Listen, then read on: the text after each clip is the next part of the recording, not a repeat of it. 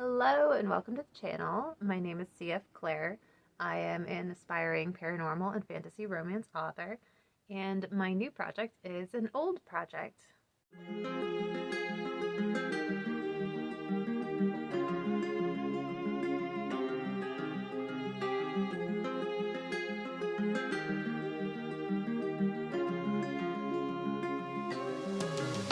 So yeah, this project is about 6 years old.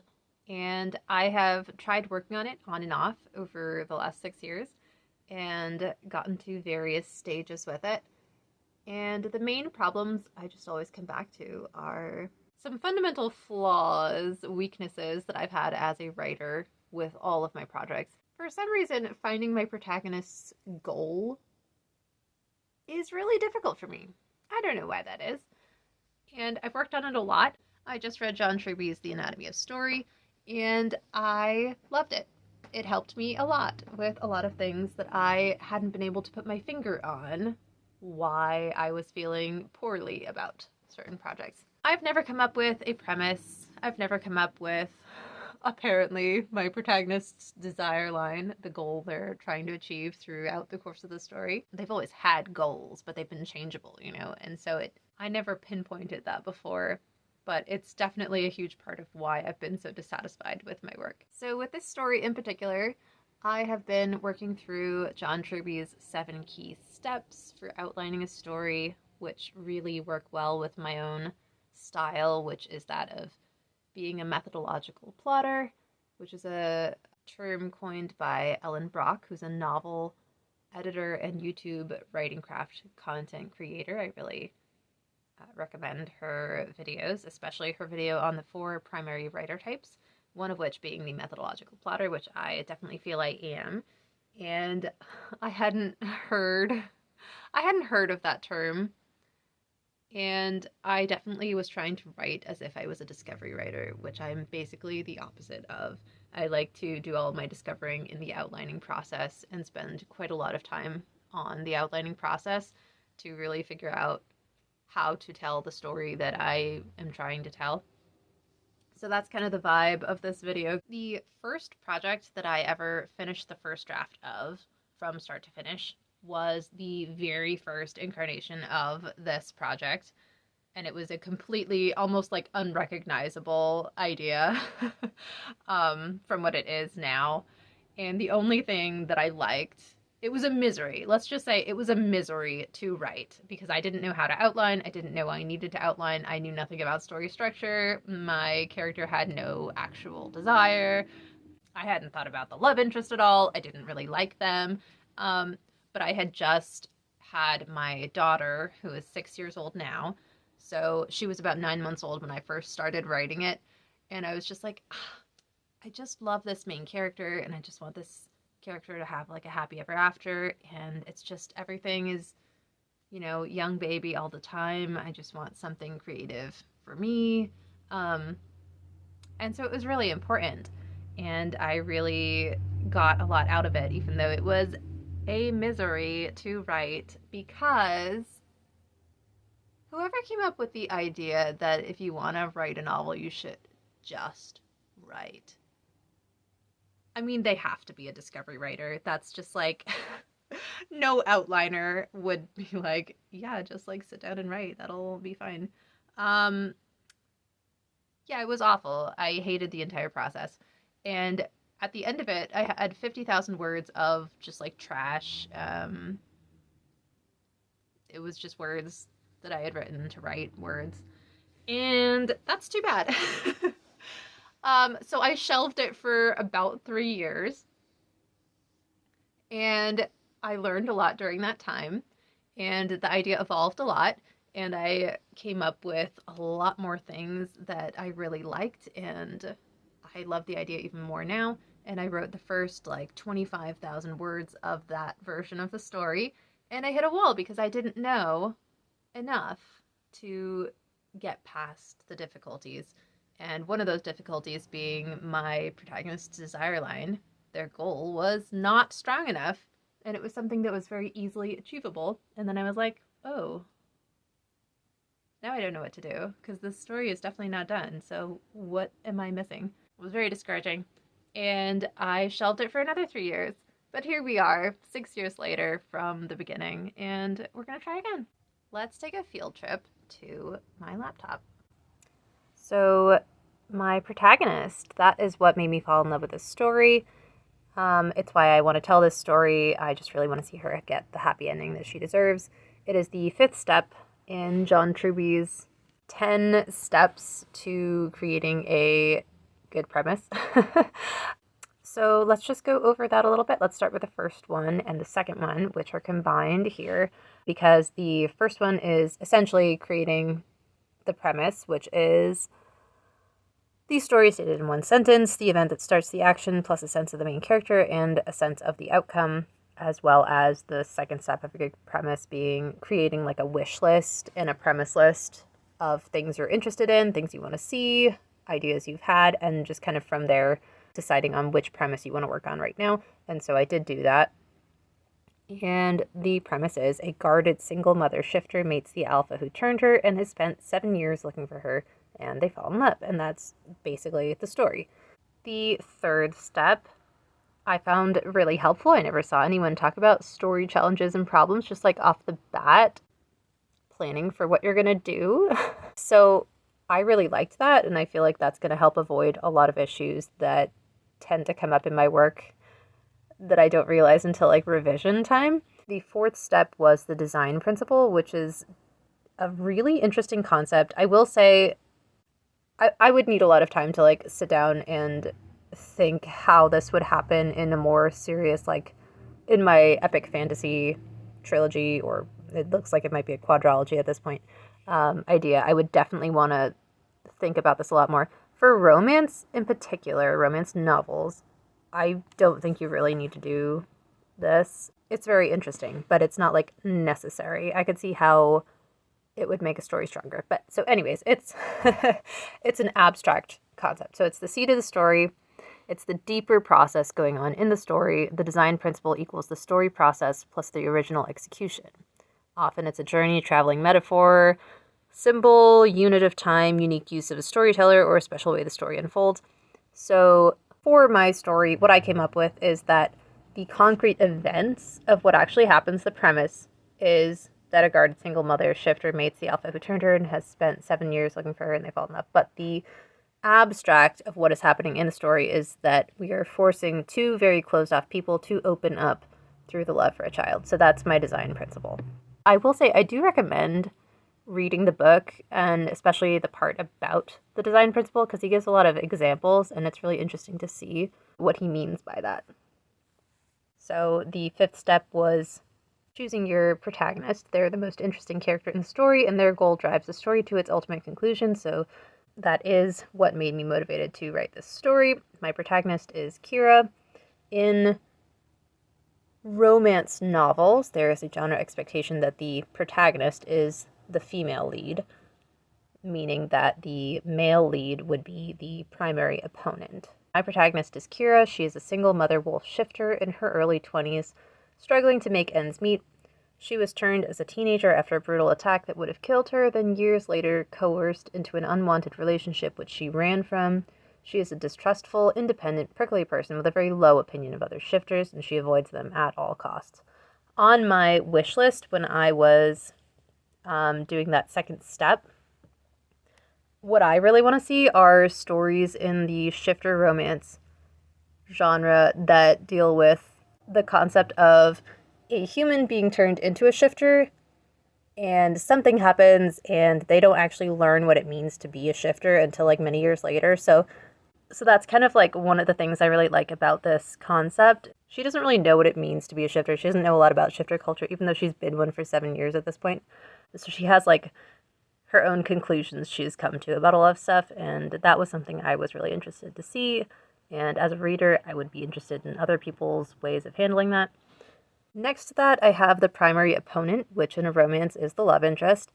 And I have them there because this is a dual point of view story, and it's not one of the 10 steps he gives, but since they are a main character and they will also have their own character arc and weakness and need and desire line and all that stuff, it just helps me having things next to each other. Something I did really, really like that he writes in the book is the best opponent is the necessary one, the character best able to attack the greatest weakness of the protagonist. The protagonist will be forced either to overcome that weakness and grow or else be destroyed.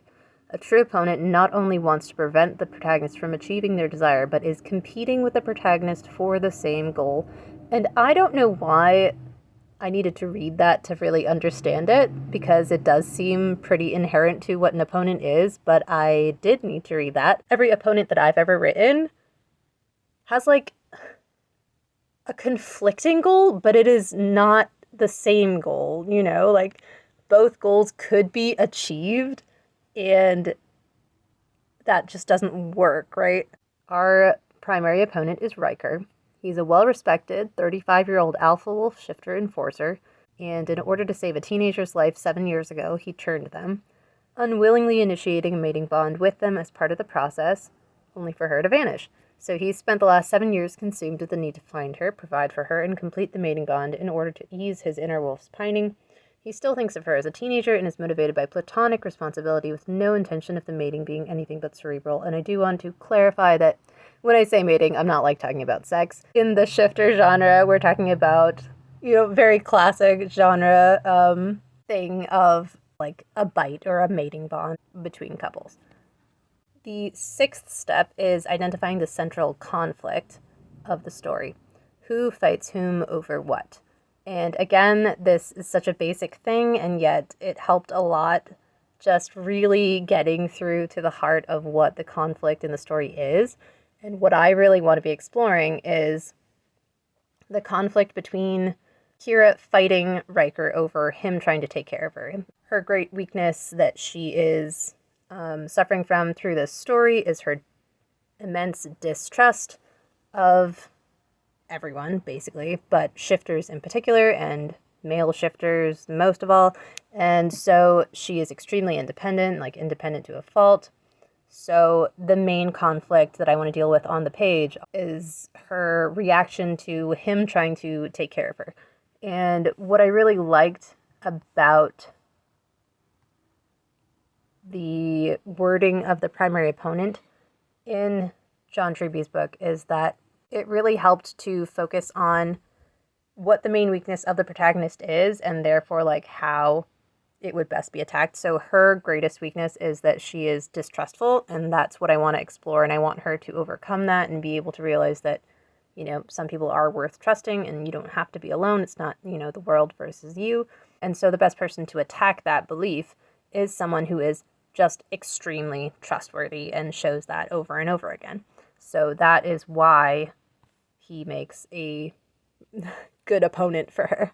The basic action is not one of the steps, but it is an element in the seventh step.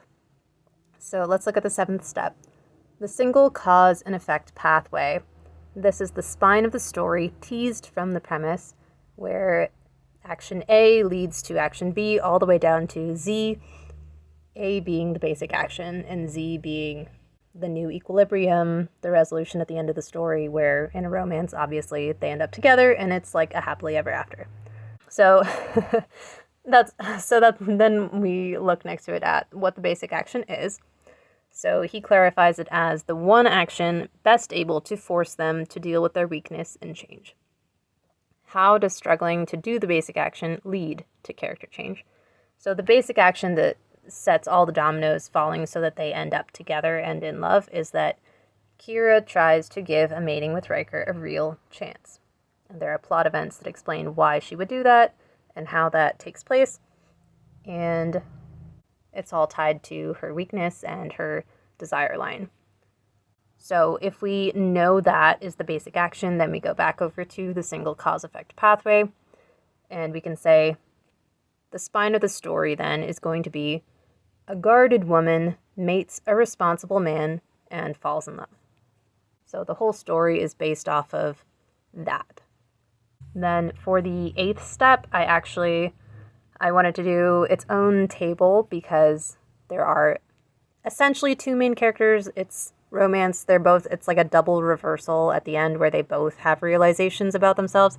So I wanted to do that together. So the eighth step is to pinpoint the possible character arc change. So taking the weakness, multiplying that by the struggle to accomplish this basic action, and that would equal the changed person. So I want her in the end to overcome her distrust. So if we want to write it out as a sentence, we could say, Kira's distrusting, independent, guarded nature make it hard to try to give a mating with Riker a real chance, but the process leads her to become more open, learn people can be trustworthy, and to be happier. And that's what I want her character arc to be during this story. We also need a character arc for Riker. So we could say, Riker's rigidity, seriousness, and high standards make it hard to convince Kira he will be a good mate for her. But the process leads to him overcoming his rigid sense of idealism, to relax, and to be a happier person. So that is the 8th step for the premise. I can't tell you how much it helps having things written down like this for me. I knew that I wanted her to end up learning how to trust, but I couldn't pinpoint. I don't know, it was all swirly-whirly in my head. The 9th step is to identify the protagonist's possible moral choice. So this would be, there's a certain plot event that is going to happen, and I haven't quite decided exactly what it is. I have some ideas. But when that plot event happens, Kira must choose to open up and trust Riker, to choose trust, or to leave him and try to disappear again and choose distrust. And since it's a romance and he's going to have a moral choice as well, next to it I put his. So when the plot event happens, Riker must choose to trust that Kira will open up to him on her own and that there is a reasonable explanation, or demand her to explain through an ultimatum. So choose trust or distrust. Number 10 is examining the audience appeal. So in this case, what the reader expectation would be for a shifter romance story. And so we want to make sure that it is spicy. Shifter romance readers want that there is banter, to deliver on the tropes, deliver on the shifter elements, have an alpha male hero, and a strong, relatable female protagonist. If you are having trouble with your story, I would recommend reading The Anatomy of Story by John Truby and seeing if any of this stuff is helpful to figure out what you're missing, if you have kind of skipped anything that is going to be helpful for you. It helped me a lot, and I don't know how I would untangle the mess of my idea without this stuff. So then we're looking at John Truby's 7 key steps of story structure, which also helped massively with figuring out what the hell is going on in my story. So we've got the first step, which is identifying the hero's weakness and the hero's need. So the hero's weakness defined as something missing within them that is so profound it is ruining their life. A moral weakness is hurting no one but themselves. A psychological one is hurting others. A strong character has both. So Kira is distrusting, independent, and guarded. She isn't actively hurting others, but her son is hurt inadvertently by her extreme distrust and independence that keeps her from associating with other shifters. He has a subplot where that is explored, and that is something that has its own arc through the book. The hero's need, defined as what they must fulfill within themselves in order to have a better life. They should not be aware of their need at the beginning. They should have a moral and psychological need based on their weakness. Kira needs to learn that there are good people in the world and that she does not have to suffer alone. I hadn't really examined this stuff in the first draft of this story, so that was very helpful as well to just pinpoint that stuff. One of the most helpful things, though, is this second step. So figuring out the hero's desire line. So the hero pursues their desire line single-mindedly until at the climax they definitively either achieve it or fail to achieve it. So there is a plot event that happens where Riker offers that if she agrees to give their mating a real try for 6 months and still wants nothing to do with him, then he will give her $100,000 and he will just leave her alone after that. She wants to get the $100,000 and then leave. Part of her whole thing is she's a single mother. She has no money. Money is essentially freedom. So that is what she wants throughout the course of the book. Then the third step is just dealing with the opponent, and I broke that down to be the opponent's weakness, their need, and their desire as well. So Riker's weakness is he's rigid, serious, and has high standards.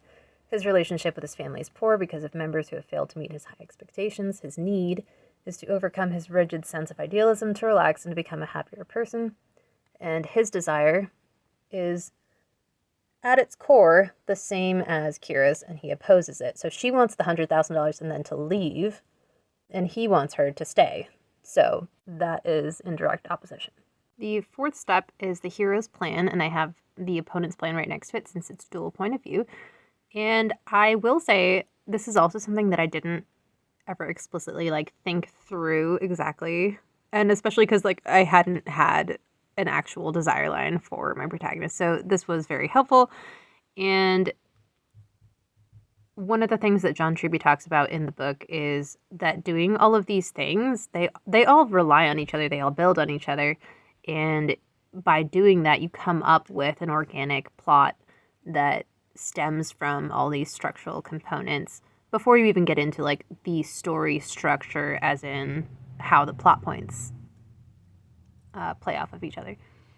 The hero's plan, how Kira intends to achieve her desire line, is she plans to use the 6 months of their mating contract to avoid Riker as much as possible and find a more sustainable career path. She has no intention of giving the mating a real try. She will leave at the end of the 6 months when she gets her money, and she will never find herself in this position again where she needs to do something like this. So this is how she's going to initially try to achieve that desire line, and that's going to generate certain plot points that come about, and conversations and reactions. The opponent's plan, Riker plans to win Kira over to the idea of being mated to him for the rest of their lives. He plans to find out why she objects, discover what she really wants in life, and to show her that he can facilitate those things, and her life will be better with him than simply with money. The fifth step is the battle, which I just classify in my head as the inevitable scene. It's the last confrontation between the hero and the opponent.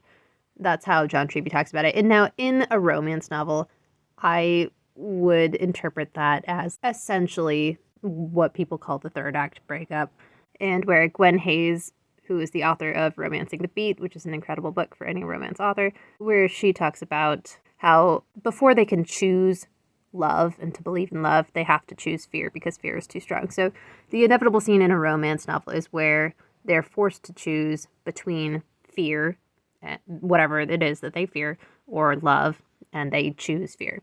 So Kira chooses fear. She cannot trust Riker, and Riker chooses fear. He cannot trust that she will open up to him when she is ready. So that is the inevitable scene that will happen, and I believe that is what the romance novel interpretation of the battle would be.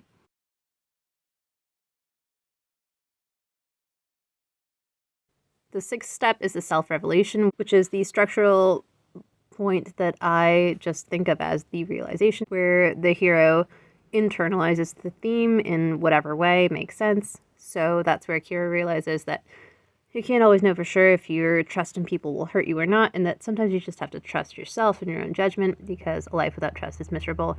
And Riker also has a realization that I just haven't quite worked out exactly the wording of, but it will have to do with trust and blah, blah, blah. And the seventh step is the new equilibrium, which I think of as the resolution. So in a romance novel, obviously, it's the happy ever after. So Kira and Riker are mated, and they live happily ever after, and Chance has learned how to live in harmony with this inner wolf. That's her son, and that is the conclusion of his subplot.